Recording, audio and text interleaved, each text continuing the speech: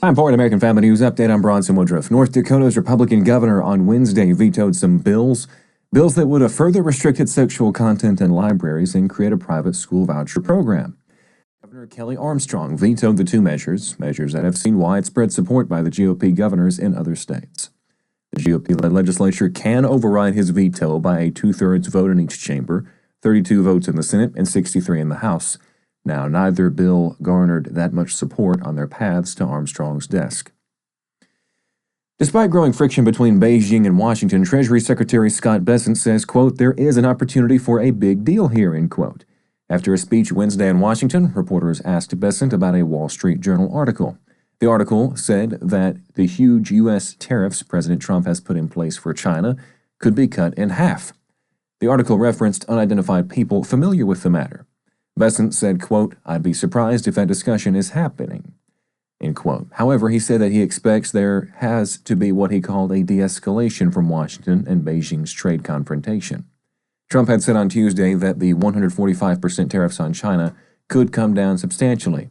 And then on Wednesday, he told reporters that everybody wants to be a part of what we're doing, and everyone's going to be happy. State and local election officials from across the country are meeting today.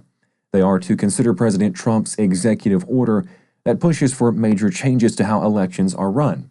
We're told this is the first time those in charge of the nation's voting will formally gather to weigh in on its implications. The U.S. Election Assistance Commission's Standards Board, which is holding a public hearing in North Carolina, is a bipartisan advisory group of election officials from every state that meets annually. The commission is an independent federal agency and is at the center of Trump's executive order.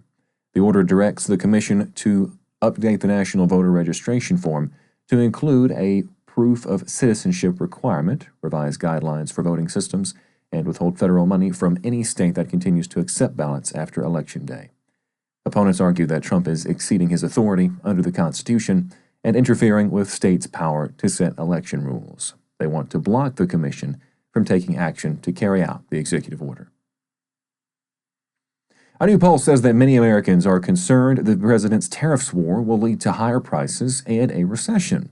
According to a poll done by the Associated Press and the NORC Center for Public Affairs Research, roughly half of U.S. adults say that Trump's trade policies will increase prices, quote, a lot, and that another 3 in 10 think prices could go up, quote, somewhat.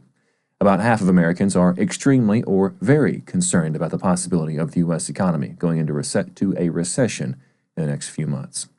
3 months into his second term, Trump's handling of the economy and tariffs is showing up as a potential weakness. About 4 in 10 Americans approve of the way he is handling the economy and trade negotiations. You can find more on these stories, as well as more news from a Christian perspective on our website, afn.net. That is afn.net. Thank you for watching American Family News. I'm Bronson Woodruff.